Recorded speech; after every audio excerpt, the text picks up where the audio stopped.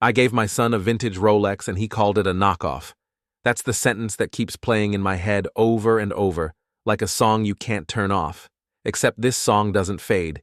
It gets louder, clearer, more detailed every time I hear it. Let me back up. My name is Daniel Whitmore. I'm 58 years old. I work in commercial real estate. Nothing glamorous, just office buildings and strip malls. I've spent 35 years building a decent life. Not rich, not poor, comfortable. The kind of comfortable where you can afford a nice dinner without checking your bank account first, but you still think twice before buying the expensive wine. I married Helen when we were both 23. She was sharp then, still is now. Dark hair going silver at the temples, green eyes that miss nothing. She works as a museum curator. Art history, mostly Renaissance stuff I'll never understand. She's the kind of woman who can walk into a room and spot a fake painting from across the hall. That skill, as it turns out, applies to more than just art. We had one child. Just one. Brandon. Brandon Michael Whitmore. Born April 12, 1992. 7 pounds, 3 ounces. Perfect fingers, perfect toes. The nurse said he had my nose. Helen said he had her eyes. We were both right, both wrong. He looked like himself, even then. I'm telling you this because you need to understand. I loved that kid. Loved him the way fathers love sons, with that stupid blind hope that he'd be better than you, smarter than you, kinder than you. That he'd take everything you gave him and build something magnificent. I was wrong about that too. Brandon grew up normal enough. Good grades, not great. Played soccer until high school, then quit because he said the coach was an idiot. Made friends easily, lost them just as fast. Nothing alarming, just a kid figuring things out. College was expensive, state school, not Ivy League, but still a gut punch to the savings account. He wanted to study business, said he was going to be an entrepreneur.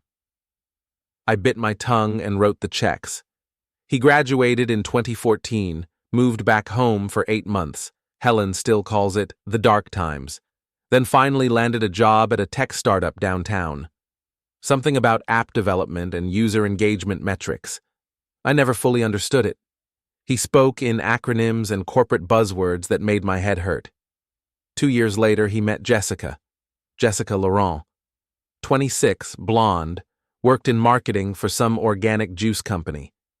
She had one of those faces that looked permanently surprised, like someone had just told her something mildly shocking. Big blue eyes, thin lips always painted the exact shade of pink that matched her phone case. She laughed at everything Brandon said, everything, even the things that weren't jokes, especially those. They got married in 2018, big wedding, mostly her family, 200 guests I didn't know, eating chicken that cost $40 a plate. Helen whispered to me during the reception that Jessica's father was a divorce attorney. I should have paid more attention to that detail. Brandon and Jessica moved into a condo downtown, modern building, all glass and steel, the kind of place where the lobby has abstract sculptures that look like twisted metal nightmares. They sent us a housewarming invitation. We brought wine and a cutting board. Jessica smiled and said she'd find a place for it. I never saw it again. That's when things started shifting. Not all at once, not dramatically. Just small changes like watching paint dry or hair turn gray. You don't notice it day to day, but one morning you wake up and realize everything looks different. Brandon stopped calling on Sundays. Our weekly tradition, gone. No explanation. He stopped asking about my work. Used to be he'd want to hear about the properties I was managing, the difficult tenants, the negotiations. Then one day, he just stopped caring. He started talking about money differently. Not his salary, he never mentioned actual numbers, but money as a concept, as status, as proof of worth.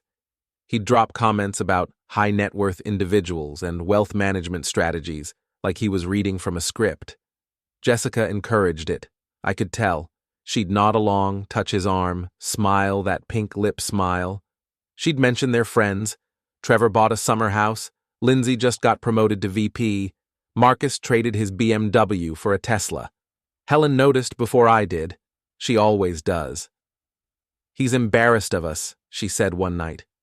We were sitting in our living room, the house we'd owned for 23 years. Nothing fancy. 3 bedrooms, 2 baths, a backyard with a fence that needs painting. Real estate professional or not, I never saw the point in upgrading. This was home. "Don't be ridiculous," I said. "I'm not. Watch him next time we're together. Watch how he talks about our house, our cars, our lives. He's ashamed." I told her she was reading too much into things. I was wrong about that too. The watch came into my possession in 2019. My father died that February. Heart attack, quick and clean. 79 years old, still sharp as a knife, right up until the end. He left me his watch collection. Nothing extensive, just 4 pieces he'd accumulated over the years. 3 of them were nice but unremarkable. Seikos and Citizens, reliable timepieces for reliable men. The 4th was different, a Rolex Daytona, reference 6263, stainless steel case, black dial, those distinctive pump pushers on the side, circa 1971. My father bought it new, wore it exactly twice, once to my mother's funeral in 1998, once to my college graduation in 1985. The rest of the time, it sat in a safe deposit box, wrapped in cloth, waiting. He told me once why he kept it. "Some things aren't meant to be used," he said. "They're meant to be remembered." I didn't understand that then. I do now. After the funeral, after the paperwork and the estate settlement, I took the watch to a specialist. Just curiosity, really. I wanted to know if it was worth insuring separately. The specialist was a thin man with magnifying glasses perched on his forehead. He examined the watch for 20 minutes without speaking. Then he looked up at me. "Do you know what you have here?" "My father's watch." "Your father's watch is worth somewhere between $150,000 and $200,000. I laughed. Actually laughed. "That's impossible." He didn't laugh back. "The Daytona is one of the most collectible watches in the world. This reference in this condition, with the original bracelet and box, which I assume you have?" I did. Tucked away in my father's safe deposit box, original box and papers, everything intact. Then you're looking at the upper end of that range, maybe more if you find the right buyer. I took the watch home. Told Helen. She didn't seem surprised. "Your father always had good taste," she said.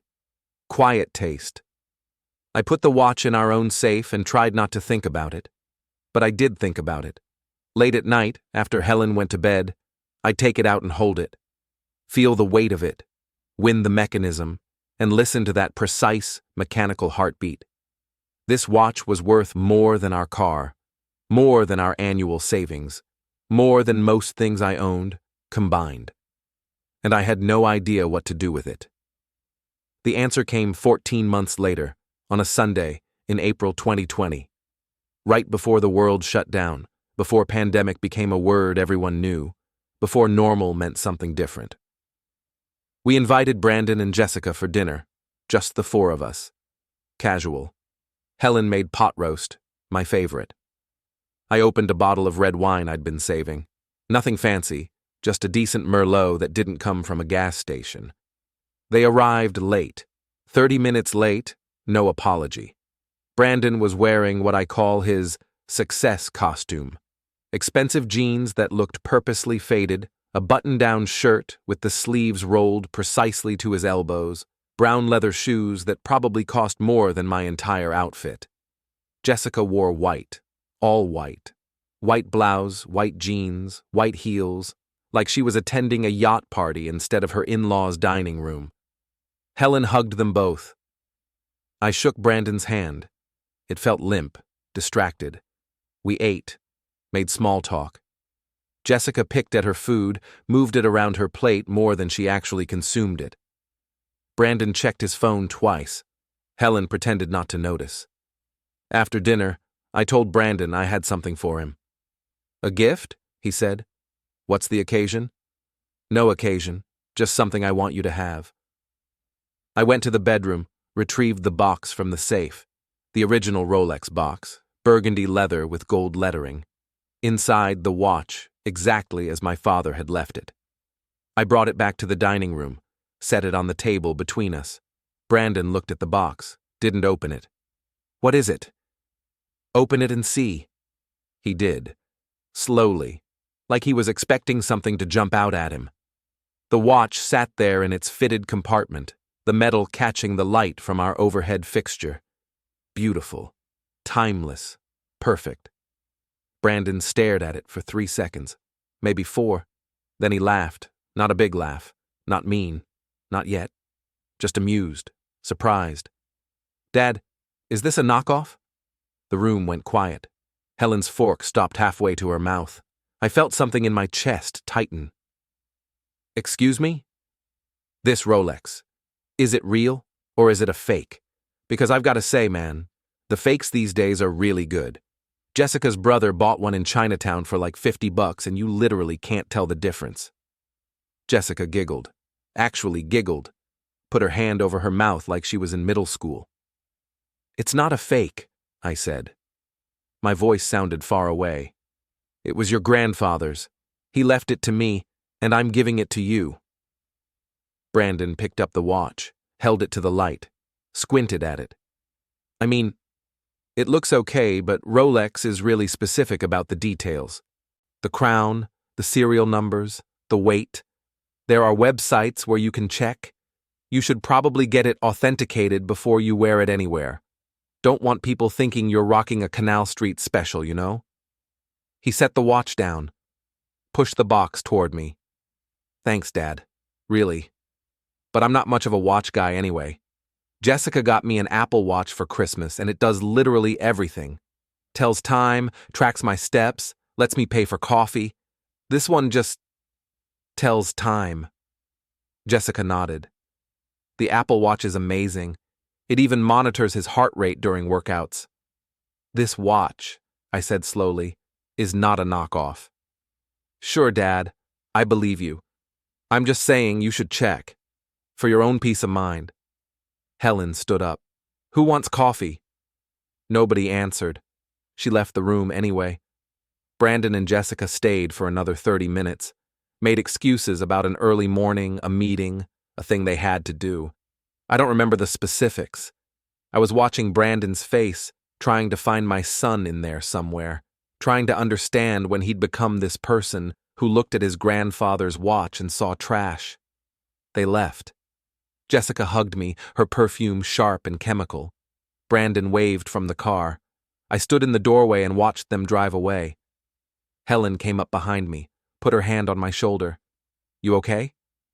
He called it a knockoff. I know.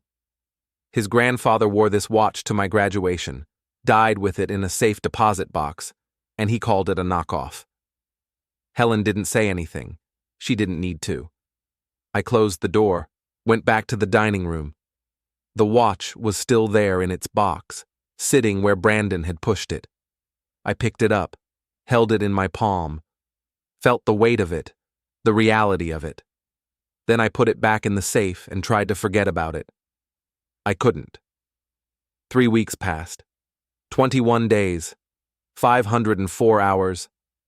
I know because I counted every single one. During those 3 weeks, I did something I hadn't done in years. I paid attention. Real attention. The kind that makes you notice things you'd been deliberately ignoring. Brandon didn't call. Not once. Didn't text. Didn't email, didn't check in. Radio silence like that dinner had never happened. Helen said it was guilt. He knows he screwed up. He's embarrassed. I didn't think it was guilt. Guilt requires self-awareness. Brandon had demonstrated a distinct lack of that particular quality. I went to work, sat through meetings about commercial lease agreements and property management software updates. Smiled at the right times, nodded when appropriate, signed what needed signing. But my mind was elsewhere. I kept thinking about that watch, about my father's hands, winding it before my mother's funeral, about the specialist's face when he told me what it was worth, about Brandon's laugh, that laugh. It wasn't cruel. That's what bothered me most. It was casual, dismissive. The kind of laugh you give a street vendor trying to sell you a fake designer bag. Thanks, but no thanks. Nice try. On the 5th day after dinner, I pulled the watch out again, took it to my office, closed the door, examined it under my desk lamp. The dial was perfect. Original tritium markers, slightly aged to a cream color. The chronograph hands aligned precisely. The case showed minor wear, hairline scratches on the bracelet, a small nick near the bottom lug. Proof of authenticity, the specialist had said. Fakes don't age right. They're either too perfect or too damaged. Real watches show life. This watch had life. I photographed it. 7 different angles. Close-ups of the dial, the case back, the reference numbers between the lugs. I didn't know why I was doing it, just felt necessary. Helen found me on day 9. "You're obsessing," she said. She was standing in the office doorway, holding a cup of tea. She always drank tea when she was worried. Never coffee. Tea meant concern. "I'm not obsessing. You've looked at that watch every day since they left. That's obsessing." I set the watch down. He insulted me. He insulted the watch. Same thing. Helen sat in the chair across from my desk. Sipped her tea. She was wearing reading glasses, which meant she'd been working on something for the museum. Probably research for an upcoming exhibit. "What are you planning?" she asked. "Nothing. Daniel, I'm not planning anything, I'm just thinking." "About what?" "About patterns." That was the truth. I had been thinking about patterns, behavioral patterns, relationship patterns. The way Brandon had changed over the years, so gradually I'd missed it happening. When was the last time he'd asked me for advice? Couldn't remember. When was the last time he'd seemed genuinely interested in my life? Years. Actual years. When was the last time he'd said he loved me? The wedding, maybe. Rehearsal dinner, obligatory toast. "Love you, Dad," in front of 200 strangers. The words meant for performance, not connection. I started making a list, not on paper. That felt too formal, too premeditated. Just mental notes, observations I'd been ignoring. Brandon stopped inviting us to their condo. We'd been once, right after they moved in. Never again. Every gathering happened at our house or at restaurants. Never their space.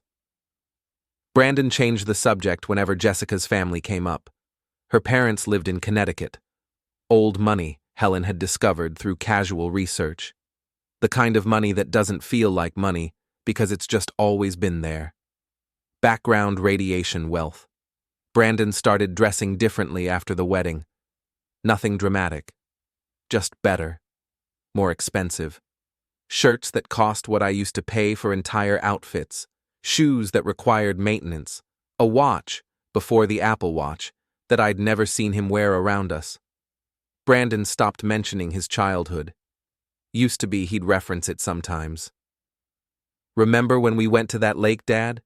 Remember that camping trip where the tent collapsed?" Those stories disappeared. Erased. Like he was ashamed of where he came from. On day 12, I did something I'm not proud of. I looked up Jessica's family online. Social media, public records, business registrations. The kind of research anyone can do with a laptop and an hour of free time. Jessica's father, Richard Laurent, was indeed a divorce attorney. High profile. Partner at a firm that specialized in complex asset division. The kind of lawyer you hire when there's serious money to protect. Jessica's mother, Catherine, served on boards. Charity boards, arts boards, hospital boards. Her LinkedIn profile read like a resume for professional wealthy person. Education, Vassar, interests, philanthropy, and equestrian sport. They had money, real money. The kind that makes my comfortable life look like poverty. And Brandon had married into it. I showed Helen what I'd found. She looked at the screen for maybe 10 seconds. Then she closed the laptop.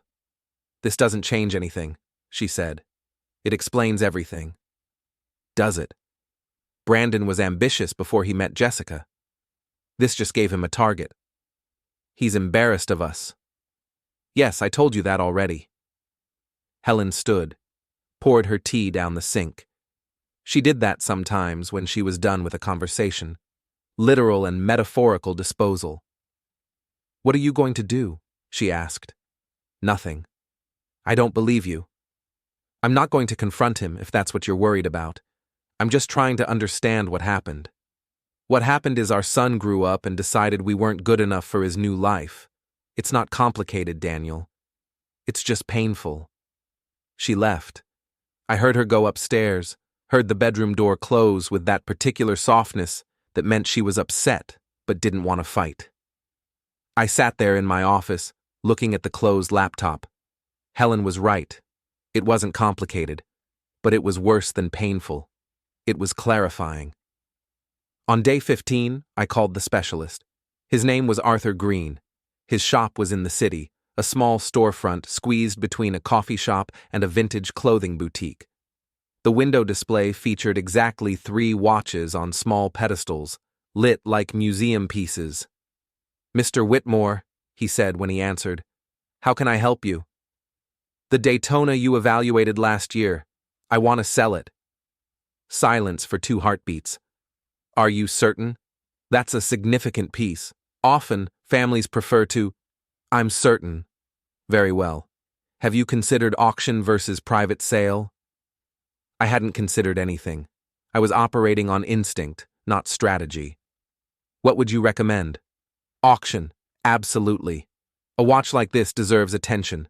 The provenance is excellent. Original owner, minimal wear, complete box and papers. We could consign it to one of the major houses, Phillips, Sotheby's, Christie's. They handle high-end Rolex sales regularly." "How long does that take?" "Depends on timing. The big houses do watch auctions quarterly.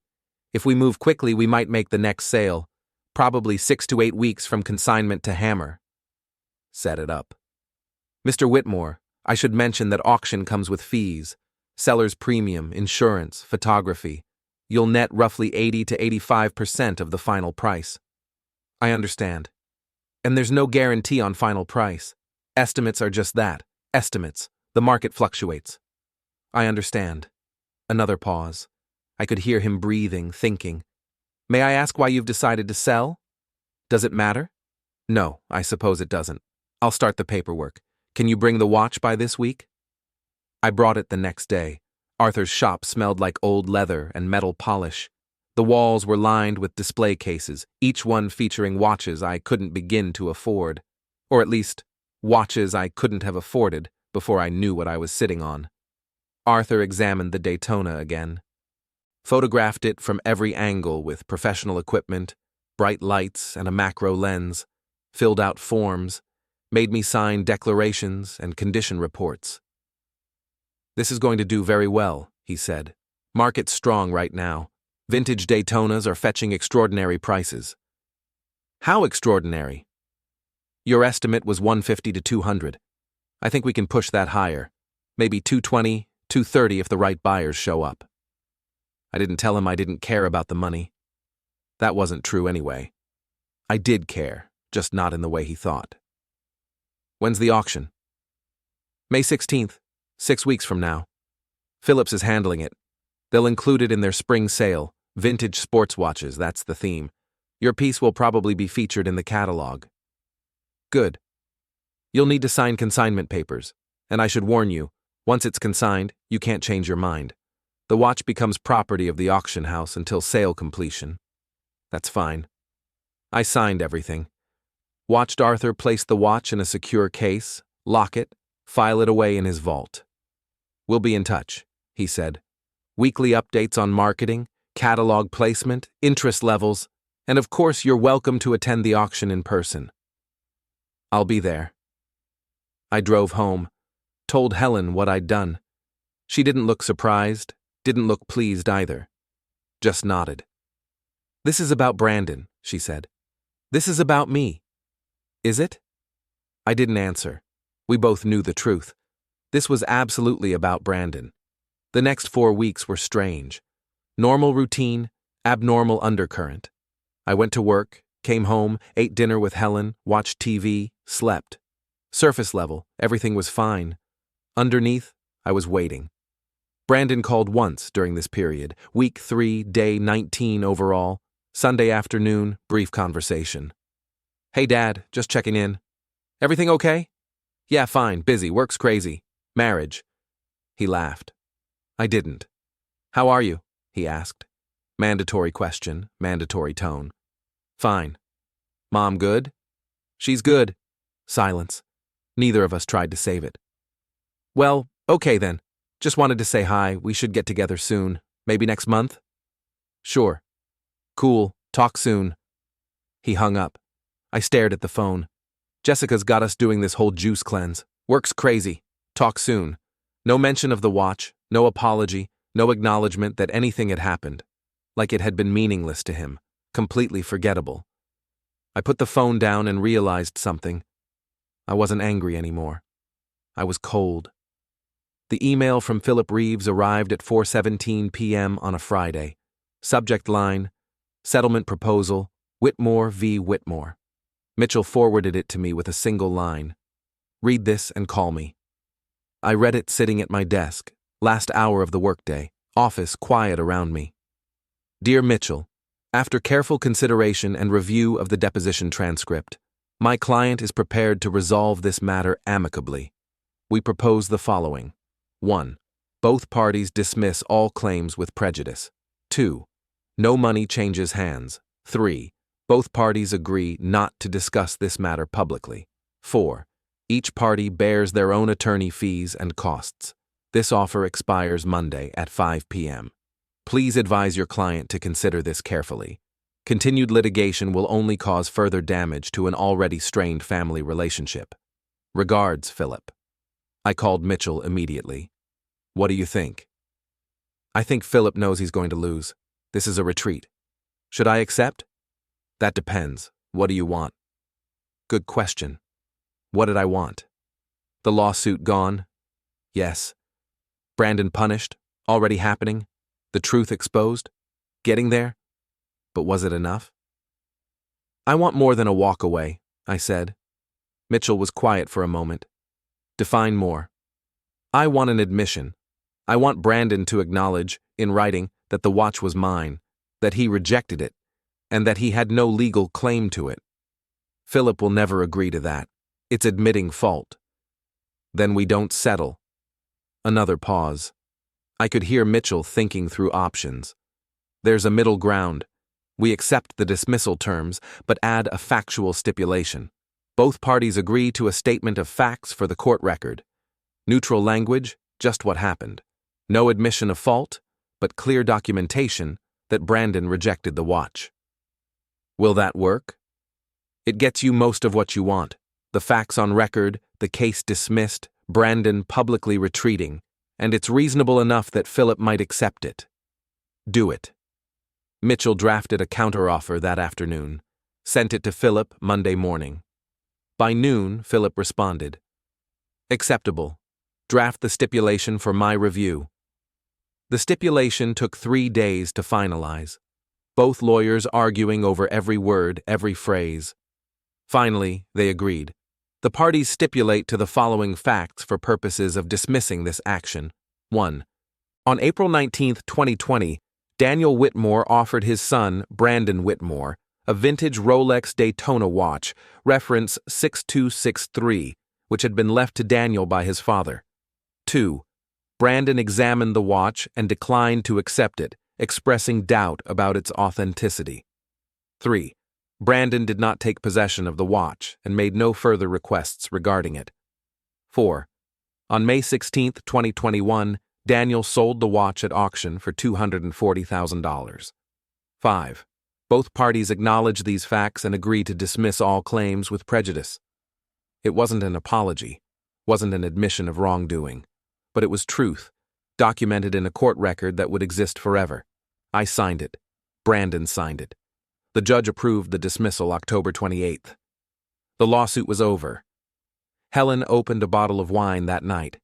Expensive bottle, the kind we saved for special occasions. You won, she said. Did I? The lawsuit's dismissed. Brandon admitted the facts. He lost. I sipped the wine. It tasted like victory should taste. Complex, satisfying, but somehow not quite enough. It doesn't feel finished, I said. Helen looked at me carefully. What else is there? I don't know yet. But that was a lie. I knew exactly what else there was. The lawsuit had been Brandon's opening move. The settlement was his retreat. But the war wasn't over. We'd just finished the first battle. I started researching the next day. Not legal research this time. Personal research. Background information. The kind of things you can find if you know where to look and have enough time to dig. I wanted to know everything about Brandon's life. His job, his friends, his reputation, his vulnerabilities. Mitchell had given me copies of all the discovery documents. I started there. Brandon worked at a tech startup called Vertex Solutions. App development, user engagement, analytics. The company had been acquired 6 months earlier by a larger firm. Brandon's LinkedIn said he was senior product manager, but his employment contract, part of the discovery, showed his actual title was Product Manager 2, 2 levels below senior. He'd inflated his position. Small lie, but revealing. I looked up Vertex Solutions, found their employee directory online. Brandon reported to someone named Thomas Brandt, VP of Product. I found Thomas on LinkedIn, messaged him using a dummy account. Hi Thomas, I'm writing an article about successful product launches in the tech sector. Saw that Vertex recently launched a new app platform. Would you be available for a quick interview? Thomas responded within an hour, agreed to a phone call. I called him from my office, used my real name, explained I was researching the industry for a potential investment. Brandon Whitmore, Thomas said when I asked about team members. Yeah, Brandon's on my team. Good guy, smart, ambitious, maybe too ambitious sometimes. How so? He's got big ideas but doesn't always think through execution. Wants credit for wins but deflects blame for failures. Classic middle management type. Is he effective? Depends what you mean by effective. He's good at presentations, good at selling ideas internally, actually building and shipping products, less consistent. Would you promote him to senior level? Thomas laughed. No, not yet anyway. He needs more experience, more humility. He thinks he knows more than he does. I thanked Thomas and hung up. So Brandon was exactly what I'd suspected. Mediocre at his job, inflating his accomplishments, coasting on charm and presentation skills. Next, I researched Jessica's family more deeply. Richard Laurent's law firm specialized in high net worth divorce, very high net worth. His client list included CEOs, athletes, celebrities, the kind of people whose divorces involve prenuptial agreements and complex asset protection. I found an article Richard had written for a legal journal about protecting inherited wealth in marriage. The thesis was simple. Keep family money separate, maintain clear documentation, never commingle assets. Interesting advice from a man funding his daughter's lifestyle and, by extension, his son-in-law's debt. I wondered if Richard knew about Brandon's financial situation, the credit cards, the spending, the dependency. Probably not. Rich people are often surprisingly naive about money. They assume everyone manages it the way they do. The idea that someone would max out credit cards while receiving $5,000 monthly probably wouldn't occur to Richard. But he'd figure it out eventually, especially if something triggered closer examination of Brandon and Jessica's finances. I kept digging, found Brandon's social media, Instagram, Facebook, LinkedIn, all carefully curated, photos of him and Jessica at restaurants, bars, events. Always smiling, always polished, always projecting success. But if you looked closer, patterns emerged. Same restaurants repeatedly. Same group of friends. Same poses. Same captions. Living our best life. Blessed. Grateful for this journey. Empty words. Performance instead of substance. I found Jessica's social media too, even more curated. Professional photography, aesthetic consistency, obvious attention to presentation. She had 12,000 followers, mostly bots and strangers, but she posted like she was an influencer, sponsored content tags, affiliate links, promotional codes. She was trying to monetize their lifestyle, turn their marriage into a brand. It was sad, honestly. Two people pretending to be successful, pretending to be happy, pretending they belonged in a world they couldn't actually afford. And then I found something interesting. A Reddit thread from 2 years ago. Someone asking for advice about a friend who was living beyond their means and refusing to acknowledge it. The post was anonymous, but the details matched. Tech job, expensive condo, wealthy in-laws, designer clothes, constant financial stress. The responses were brutal. Cut them off. Let them crash. They need to hit bottom before they'll change. I couldn't prove it was about Brandon, but the coincidences were too specific. Someone close to him, maybe even Jessica, had been worried enough to seek advice from strangers on the internet. The cracks were showing. Had been for a while. I just needed to widen them. Helen found me in my office late one night, laptop open, documents spread across the desk. "What are you doing?" "Research."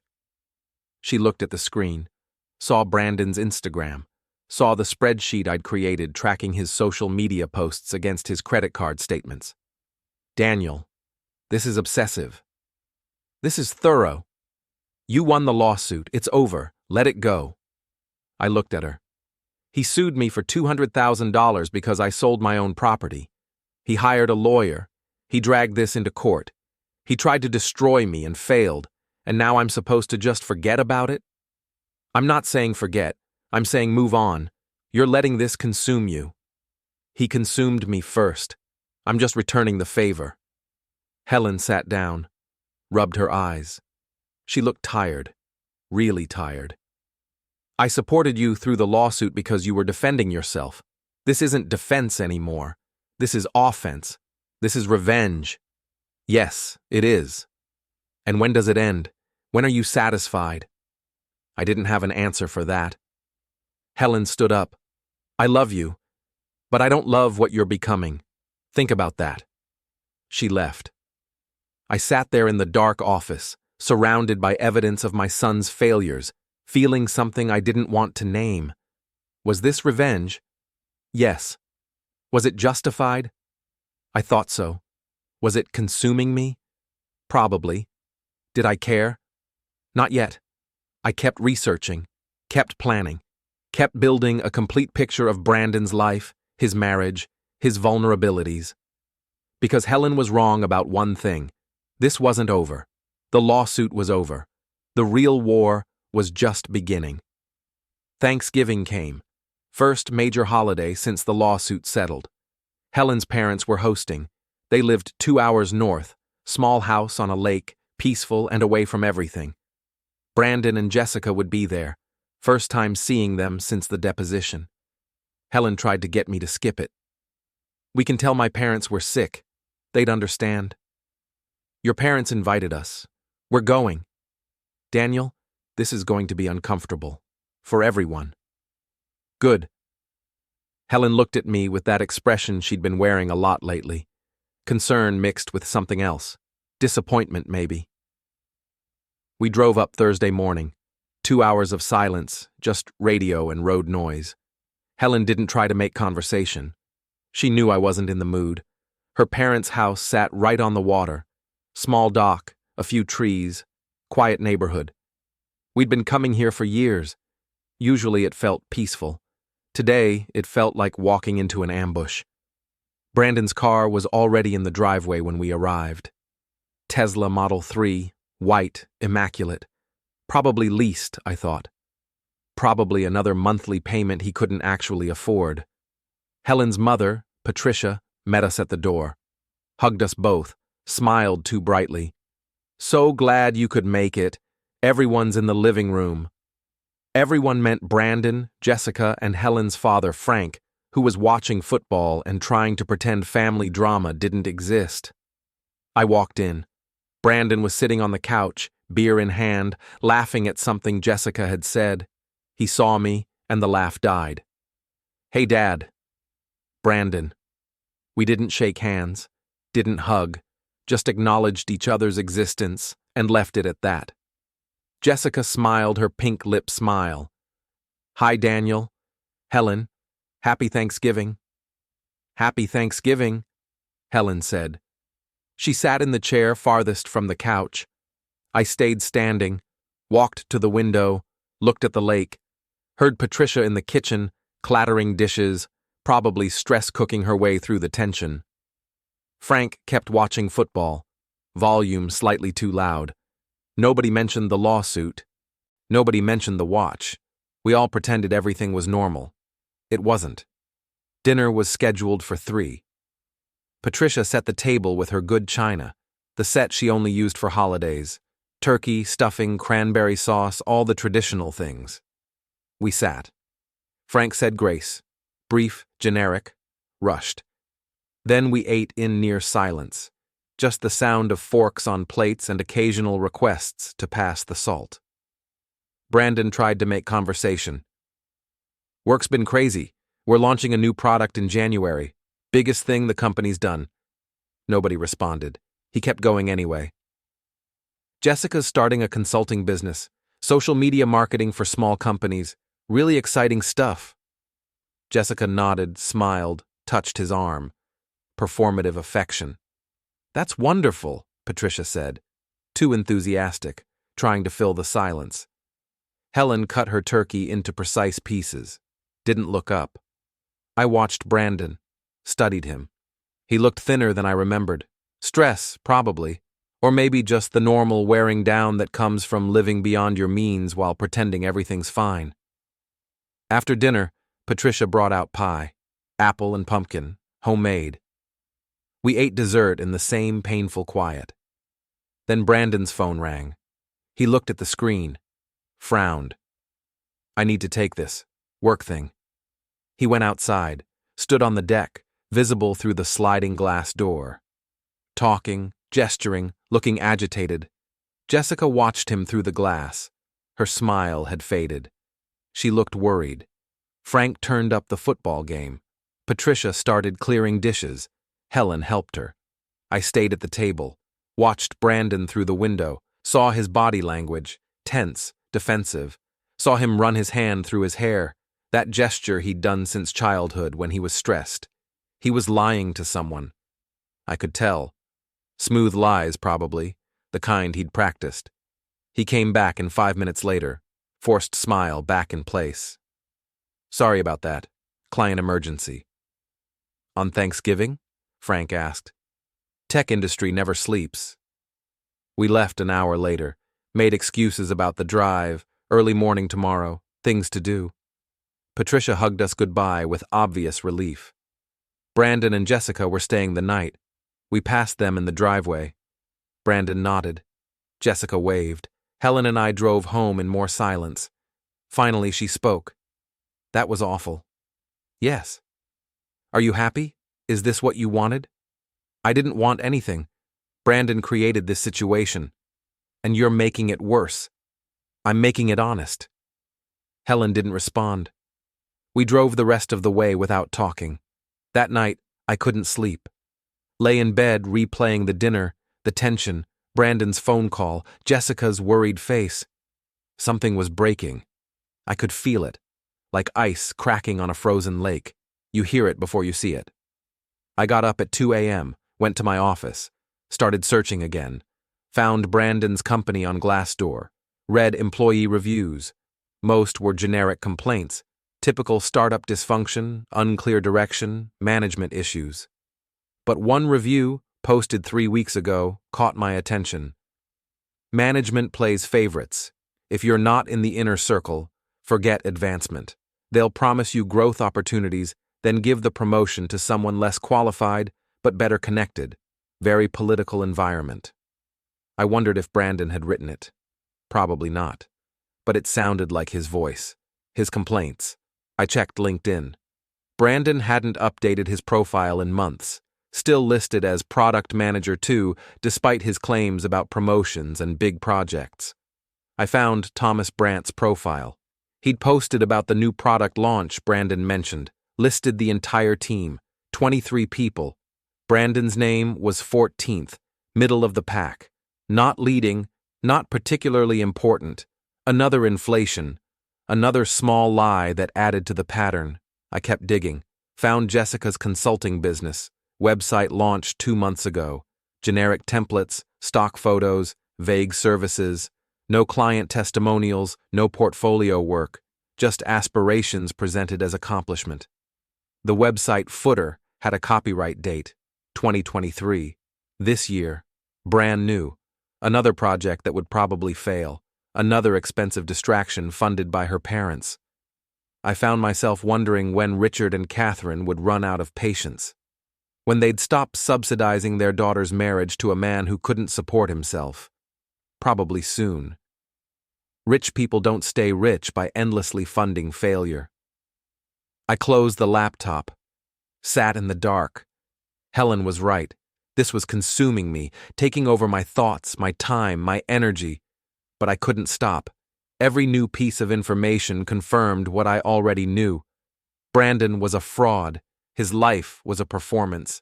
And eventually, inevitably, it would collapse. I just needed to decide if I was going to wait for gravity to do its work, or if I was going to push. The decision came sooner than I expected. 2 weeks after Thanksgiving, I got a call from Thomas Brandt, the VP from Vertex Solutions. Daniel, Thomas Brandt, we spoke a few months ago about the tech sector. I remember. What can I do for you? This is awkward, but I need to ask you something. About Brandon. My pulse quickened. What about him? I'm considering him for a promotion, senior product manager, but I do thorough reference checks and I've heard some concerning things. Nothing concrete, just whispers. Someone mentioned family issues, financial problems. Is there anything I should know? I sat very still. This was it. The moment I'd been waiting for without realizing I was waiting. One sentence from me could end Brandon's promotion, could damage his career, could start the real collapse. Thomas, I appreciate you calling, but Brandon and I have a complicated relationship. Anything I say would be biased. I understand, but as his father, I think you should make your own judgment based on his work performance, not family drama. Silence on the line. That's fair, Thomas said. Thanks for being honest. He hung up. I sat there holding the phone, realizing what I'd just done. I'd protected Brandon, refused the chance to hurt him when it was handed to me on a silver platter. Why? Not forgiveness, not love, something else. I wanted him to fail on his own, without my interference. I wanted his collapse to be purely his own fault, his own choices, his own consequences. That would be more satisfying than anything I could engineer. Helen was in the kitchen when I came downstairs. She looked at my face. What happened? I told her about the call, about my choice. She stared at me. You protected him. I stayed out of it. Same thing. Maybe. Helen set down her coffee. Came over. Hugged me for the first time in weeks. Thank you, she whispered. For what? For remembering you're human. I held her, let myself feel the warmth, the connection, the thing I'd been pushing away. I'm still angry, I said. I know. But you're not cruel. That matters. She was right. I wasn't cruel. But I was still watching, still waiting, still planning. The war wasn't over. I'd just changed tactics. December arrived cold and gray, the kind of winter that makes you forget summer ever existed. I went to work, came home, maintained the surface of normal life, but I was still researching, still monitoring, still building a comprehensive understanding of every aspect of Brandon's existence. Not to hurt him actively, just to know. Knowledge as power, as preparation, as weapon in reserve. Helen noticed, but didn't comment. We'd reached an unspoken agreement. She wouldn't question my obsession as long as I didn't act on it. Fragile peace. On December 10th, I found something interesting. Brandon's company, Vertex Solutions, had been acquired 6 months earlier by a larger firm called Axiom Tech. Standard tech acquisition, stock swap, earn-out provisions, retention bonuses for key employees. I pulled the public filing, read through the details. The acquisition included a 1-year employment guarantee for existing Verdict's employees. After that, Axiom could restructure, eliminate redundancies, reorganize as needed. The 1-year mark was approaching, February 2024. I found analyst reports about Axiom, recent articles about cost-cutting measures, efficiency improvements, headcount reductions. They were preparing to lay people off. I wondered if Brandon knew, if he'd done the math, realized his guaranteed employment window was closing.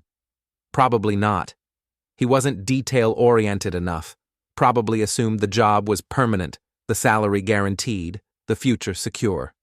Another miscalculation in a life built on them. I found Axiom's org chart, public information, available on their corporate site. Brandon's department had been consolidated into a larger product division. 3 overlapping teams, significant redundancy. Simple math said they'd cut at least 1/3 of those positions. Brandon was middle tier, not essential, not leadership, not irreplaceable. Prime target for reduction. I didn't need to do anything. The market would do it for me. I printed the org chart, put it in my file, waited. Helen caught me reading the Axiom financial reports one night. "You're doing it again. Just staying informed. About your son's employer? That's not staying informed. That's stalking. Public information isn't stalking." Helen sat down across from me. "Daniel, what's the end game here? You monitor his job, his finances, his marriage. You collect information like you're building a case. But for what? The lawsuit's over. What are you actually trying to accomplish?" I thought about that. Really thought about it. I want to be ready. For what? For when it falls apart. Because it will fall apart. Brandon's built a life he can't sustain. Eventually it collapses.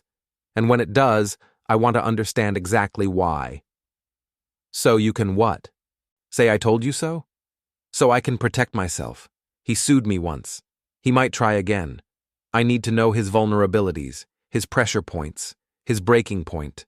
Knowledge is defense. Helen shook her head. Knowledge is also poison. The more you learn about how much he's failing, the harder it is to feel anything but contempt. I already feel contempt. I know. That's what worries me. She left. I kept reading the financial reports. 2 weeks later, I got a call from Mitchell Cross. "Daniel, something strange just happened. Philip Reeves contacted me about reopening settlement discussions. The case is settled. It's dismissed." I know. But apparently Brandon wants to modify the terms. Specifically, he wants the factual stipulation sealed from public record. I sat up straighter. Why? Philip didn't say explicitly. But reading between the lines, I think Brandon's worried about future employment. That stipulation documents his financial situation, the in-law support, the debt. Anyone doing a thorough background check could find it. Can he seal it? Not easily. The case is closed. Modifying a settlement after dismissal requires both parties' agreement and good cause. We'd have to consent. What's he offering? Nothing yet. Just asking if we'd consider it. I suspect he'll offer money if we push. I thought about that. Brandon willing to pay to hide his mistakes. To erase the public record of his failure. Tell Philip no. You sure? We might get a meaningful settlement. I'm sure. That stipulation stays public. Forever. Mitchell paused. Can I ask why? Because Brandon needs to live with the consequences of his choices. Every potential employer, every background check, every future conflict. That record exists. He doesn't get to erase it. Fair enough. I'll tell Philip. Mitchell called back an hour later. Philip offered $25,000 to seal the record. No. Daniel, that's real money. I don't care. The answer is no. Okay. Your call. I'll inform him. The third call came that evening. Mitchell again. Philip's up to $50,000. This is getting serious. The answer is still no. You're leaving money on the table. I know. Mitchell sighed. Okay, I'll tell him we're not interested at any price, But Daniel, this tells us something important. What? Brandon's desperate. 50,000 is a significant amount, especially for someone with his debt load. He's willing to go deeper in the hole just to hide his mistakes. That suggests something immediate, probably job-related. You might want to pay attention. I was already paying attention, had been for months. Thanks, Mitchell. Let me know if Philip calls again. Will do. I hung up, sat there thinking. $50,000. Brandon would have to borrow that money, probably from Richard and Catherine, which meant explaining why he needed it, which meant exposing more of his situation. The pressure was building, internal stress fractures spreading through his carefully constructed life. I didn't need to push, just needed to wait. 3 days before Christmas, I saw Brandon's car outside a coffee shop downtown. Pure coincidence. I was meeting a client nearby, saw the Tesla in the parking lot. I almost left. Almost got back in my car and drove away, but I didn't. I went inside. Found Brandon sitting alone at a corner table, laptop open, looking stressed. He saw me, froze for a second, then nodded. Dad. Brandon. I should have left it there, walked past, got my coffee, moved on. Instead, I sat down. Brandon closed his laptop, looked at me with an expression I couldn't quite read. Wariness, maybe, or exhaustion. How are you? I asked. Fine. You? Fine. We sat in uncomfortable silence. The coffee shop was busy, holiday music playing, people talking and laughing around us. Finally, Brandon spoke. Look, about the lawsuit. I know you probably think, I don't want to talk about the lawsuit. Okay. More silence. How's work? I asked. Testing, probing. Brandon's expression shifted slightly. Good. Busy. The usual. I heard there might be restructuring at Axiom. That affecting you? He looked startled. How did you know about that? Public information, financial reports. Right. Yeah, there's talk about organizational changes. Nothing confirmed. You worried? Should I be? I shrugged. Just asking. Brandon looked at me like he was trying to solve a puzzle. You keeping tabs on my company now? Just aware of industry trends. Industry trends. He almost smiled. Not quite. You're really something, Dad. What does that mean? It means I sued you, we settled, and you're still monitoring my life like I'm a suspect in some investigation. He wasn't wrong. I'm protecting my interests, I said. Your interests? The case is over. What interests? The interest in not being surprised again. You sued me once. I want to make sure you don't try it twice. Brandon leaned back, laughed without humor. You think I'd sue you again? I think you're capable of anything when you're desperate. His face hardened. I'm not desperate. Aren't you? No. I have a good job, a good marriage, a good life. All funded by your in-laws. Brandon stood up. This was a mistake. I thought maybe we could have a normal conversation, but you're not interested in that. You just want to keep score, keep attacking. I'm not attacking. I'm observing. Same thing from you. He grabbed his laptop. Started to leave. Then stopped. Turned back. You know what the worst part is? I actually respected you once. Thought you were smart, successful, someone worth learning from, but you're just bitter. Angry at me for growing up, for wanting more than what you settled for, that watch thing. It wasn't about the money. It was about you trying to control me, to keep me small. That's not true, isn't it? You gave me something I didn't ask for, got offended when I didn't worship it, then sold it for profit and acted like I was the bad guy. And now you're sitting here monitoring my company, tracking my finances, waiting for me to fail so you can say you were right. He leaned in slightly. Well, guess what, Dad? I'm not going to fail. I'm going to succeed despite you. He walked out. I sat there alone at the table, his words echoing in the noise around me. Everyone nearby had heard. A few people were staring. I didn't care. Brandon's version of events was a lie. Convenient fiction to avoid responsibility. But part of me wondered if he actually believed it.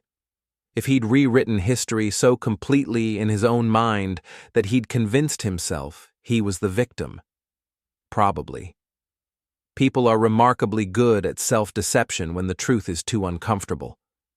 I got my coffee, drove home, didn't tell Helen about the encounter. But I kept thinking about what Brandon said, about growing up, about wanting more, about me trying to keep him small. Was there truth in that? Had I resented his ambition, his desire to exceed me? No. I'd supported him through college, through his early career, through every step, encouraged him, helped him, wanted the best for him. Until he decided the best meant leaving us behind. That wasn't my fault. That was his choice. I was certain of that. Mostly certain. The holidays passed quietly. New Year's came and went. Helen and I celebrated alone, small dinner at home, no parties, no Brandon. January started cold and stayed that way, and I kept waiting for the other shoe to drop. The layoffs started February 8th. I found out through LinkedIn. A dozen former Vertex employees updating their profiles to seeking new opportunities, posting bland statements about exciting changes and new chapters. Corporate speak for got fired. Brandon's name wasn't among them, not yet. But 3 days later, his profile went dark. Not deleted, just stopped updating. No activity, no posts, no engagement. Either he was lying low, or he was gone. I called Thomas Brandt, used the excuse of checking on industry trends, casual conversation. Actually, it's brutal right now, Thomas said. Axiom cut 40% of the product division, basically gutted the whole Vertex acquisition. I survived, but just barely. Who didn't survive? Mostly middle management, product managers, project leads, anyone without direct revenue impact, standard efficiency measures. Anyone I'd know? Thomas paused. If you're asking about Brandon, yes. He was let go last week. I felt something cold settle in my chest. Last week? Yeah, February 6th, part of the first wave. Look, I know you two have family stuff going on, but for what it's worth, it wasn't performance-based, pure economics. His whole team got eliminated. I understand. Thanks for letting me know. I hung up. Brandon had been unemployed for 5 days, probably longer if you counted the notice period, and he hadn't told anyone, at least not his parents. I wondered if he'd told Jessica, if she knew her husband had lost his income while carrying $90,000 in credit card debt and a condo he couldn't afford. Probably. She'd have to know. Unless Brandon was lying to her, too. I sat there in my office, feeling something I didn't want to examine too closely. Not satisfaction, exactly. Not happiness. Vindication, maybe. Proof that I'd been right about the trajectory, the unsustainability, the inevitable collapse, but also something darker. Anticipation. Because Brandon had lost his job, but he still had the condo, the Tesla, the lifestyle. He still had debts he couldn't pay. He still had in-laws subsidizing his existence. The pressure had just increased dramatically. And pressure makes people desperate, makes them make mistakes. I opened my research files, started updating information. Employment status, terminated. Income, 0. Monthly expenses, approximately $8,000. Credit card minimums, $1,800. Condo fees, $3,000. Car payment, $500. Basic math said Brandon needed roughly $8,000 a month just to maintain his current situation, plus extra to start paying down the $90,000 in debt. He had no income, no job prospects, and a resume that now included getting laid off from a failed acquisition. The walls were closing in. I didn't tell Helen about the layoff, not immediately.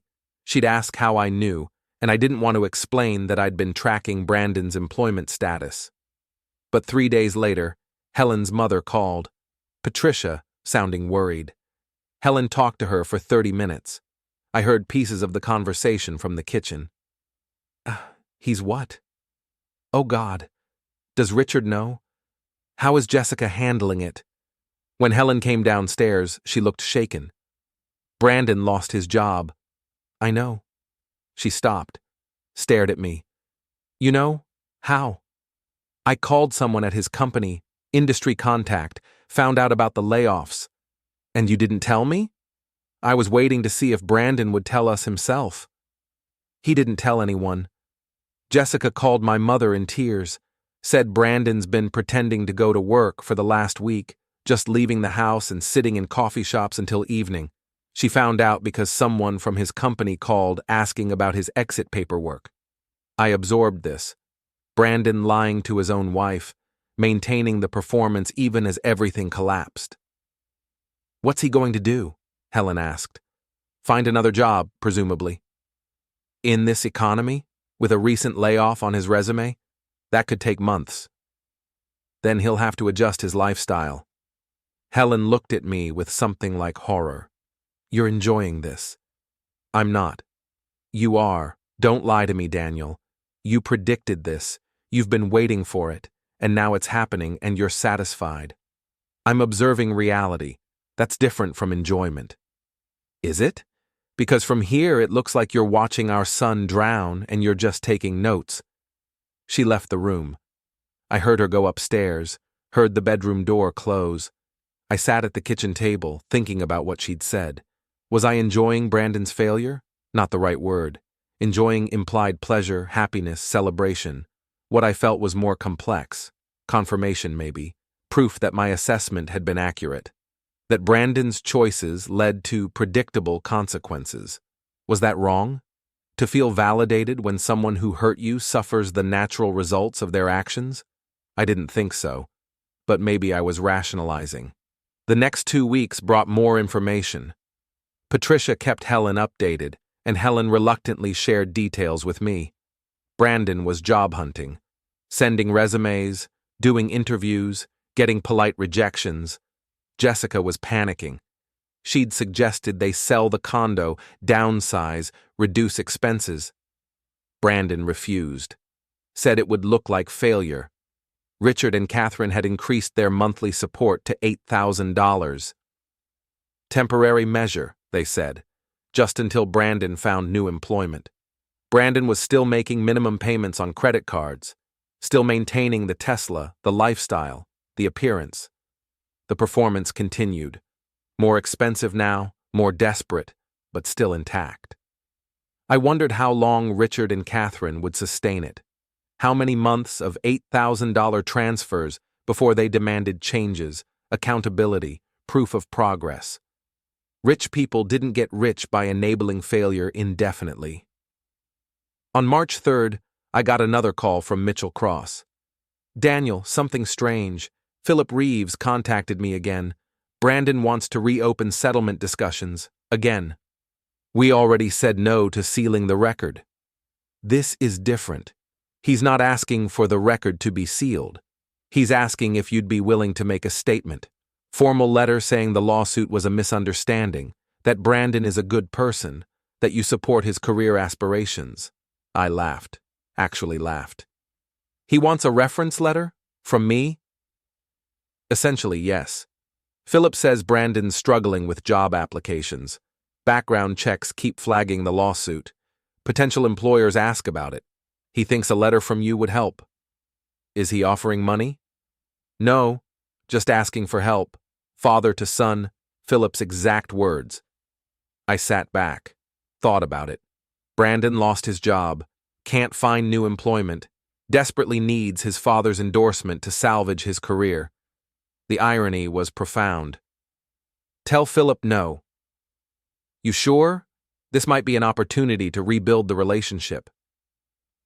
Mitchell, Brandon sued me for $200,000. He hired a lawyer, dragged me through depositions, exposed our family problems in court. Now he wants me to help him get a job? No, absolutely not. Understood. I'll inform Philip. Mitchell hung up. I sat there holding the phone, thinking about consequences. Brandon had created this situation, every step of it. The lawsuit, the public record, the reputation damage. And now he wanted me to fix it for him. Not a chance. Helen found me later that evening. She'd heard about the request from Patricia, who'd heard it from Jessica. "You could help him," she said. "I could. I won't." "Why not? 1 letter, 2 paragraphs. It costs you nothing. It costs me my dignity. He attacked me, lost, and now wants me to pretend it never happened so he can get a job? That's not reconciliation. That's exploitation. It's also pragmatic. He needs help. He needs to face consequences." Helen shook her head. "You've become someone I don't recognize." "Good, because the person you used to know would have written that letter, would have helped, enabled, made it easier for Brandon to avoid responsibility. I'm done being that person. You're also done being a father." That hit harder than I expected. He stopped treating me like a father when he called that watch a knockoff and laughed about it. I'm just accepting the reality he created. Helen left without responding. I sat alone in my office, feeling the weight of her words. Was I still a father? Technically, biologically, yes. Functionally, emotionally? I didn't know anymore. Brandon had severed something between us. The lawsuit had severed more. And now we existed in this strange space, legally related, emotionally estranged, locked in a cold war neither of us would end. Helen thought I should be the bigger person, should extend grace, forgiveness, help. But I'd tried that. Offered the watch, offered connection, offered love. Brandon had rejected all of it, then sued me when the watch turned out to be valuable. I didn't owe him anything, certainly not a reference letter to fix the problems he'd created. March turned into April. Brandon remained unemployed. Jessica's consulting business remained fictitious. Richard and Catherine kept writing checks. I kept monitoring, documenting, watching. And then, on April 19th, exactly 4 years after I'd first offered Brandon the watch, I got a call from an unknown number. "Mr. Whitmore, this is Detective Karen Mills, Fraud Division Police Department. I need to ask you some questions about your son, Brandon Whitmore." Everything stopped. "What kind of questions?" "We're investigating a complaint filed by Richard Laurent regarding financial misrepresentation and possible fraud. Your name came up in our preliminary review. Can you come in for an interview?" I agreed to meet the next day. Helen was standing in the kitchen when I hung up. She'd heard my side of the conversation. "What's happening?" "Richard filed a fraud complaint against Brandon." Her face went pale. "What kind of fraud?" "I don't know yet, but whatever it is, it's serious enough for police involvement." Helen sat down, put her head in her hands. "This is it, isn't it? The collapse you've been waiting for." "I didn't cause this. Brandon did." "But you're not surprised?" "No, I'm not. Because I'd seen this coming for months. The debt, the lies, the desperation. Brandon living on borrowed time and borrowed money, pretending everything was fine while the foundation crumbled. Eventually, inevitably, something had to break. Apparently, something just had.